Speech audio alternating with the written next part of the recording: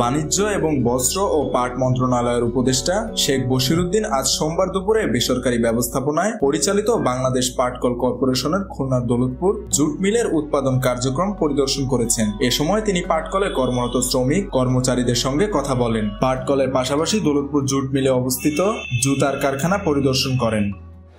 বিনিয়োগকারী শুধু jute mill নিয়ে চিন্তা করে, ওনারা জুট এবং দুটোকে একসাথে করে কাজ করছে। তো যেসব আপনারা যদি বাংলাদেশের যে পরিমাণ পাট উৎপন্ন হয় আর বাংলাদেশে যে পরিমাণ জুট মিল আছে, এটার জন্য যে পরিমাণ পাটের দরকার, সমস্ত জুট মিল যদি 100% ক্যাপাসিটিতে চলে, তাহলে বাংলাদেশের জুটের ফলন 3 গুণ বাড়াতে হবে। এই মুহূর্তে 25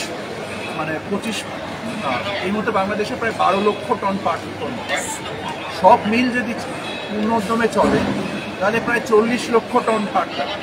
সারা দুনিয়াতে 25 লক্ষ টন পাট, সারা দুনিয়া, ভারত, বাংলাদেশ, থাইল্যান্ড, চায়না মিলিয়ে এই পাটটা। শুধু পাট দিয়ে এই শিল্পগুলো চালানোটা বাস্তব না।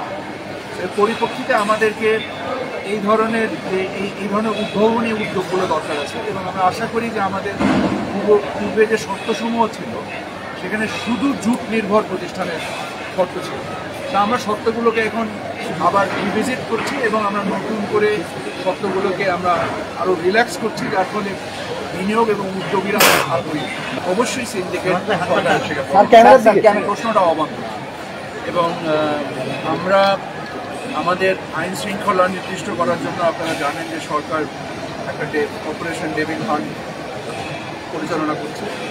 আমরা আমাদের সমস্ত জায়গার স্থিতি নিচ্ছি, আমাদের মাইক্রোফোন মিস করতেছে এবং আমরা সবকিছুই ঠিকঠাক মতোই চলছে। এই মুহূর্তে তেলের বাজারে একটা সাময়িক সংকট আছে বলে আমি মনে করছি। এই সংকটটা খুবই সাময়িক, কিছুদিনের মধ্যে কেটে যাবে। আমরা চট্টগ্রাম একেবারে খাতুনগঞ্জ থেকে নারায়ণগঞ্জ প্রত্যেকটা জায়গায় আমরা আমাদের প্রত্যেকটা যারা এই ব্যবসার সাথে সংশ্লিষ্ট এদের নতুন পরিস্থিতি বিশ্লেষণ করছি এবং অতি দ্রুত আমরা ব্যবস্থাগুলো নিচ্ছি এবং তার ফল আপনারা কয়েকদিনের মধ্যে যান। পরিদর্শনকালে খুলনা জেলা প্রশাসক মোহাম্মদ সাইফুল ইসলাম ও দৌলতপুর জুট মিলের কর্মকর্তারা উপস্থিত ছিলেন।